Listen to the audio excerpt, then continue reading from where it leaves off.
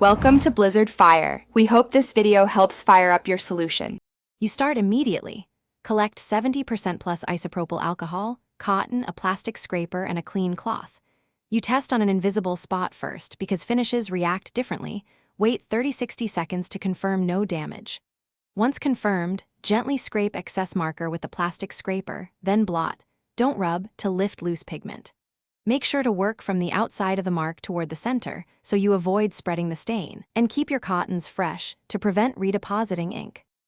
You now focus on the lifting step. Moisten a cotton ball with alcohol and press.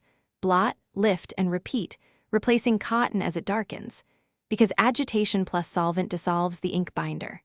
Once most pigment is gone, if it's a washable fabric, apply a small amount of dish soap to neutralize the solvent and work it in gently. Rinse with cold water. For non-porous surfaces or stubborn marks, switch to acetone or hand sanitizer sparingly, because stronger solvents remove residual dye but can affect finishes. You finish by rinsing any solvent residue with water and patting dry, then inspect under good light. Make sure the mark is gone and the surface isn't damaged.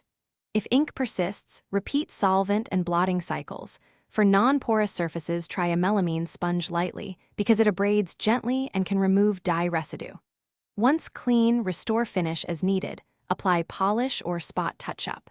If something went wrong, stop and test a milder method on a hidden area before repeating to avoid irreversible damage. Thanks for watching. If you found this helpful, don't forget to like and subscribe.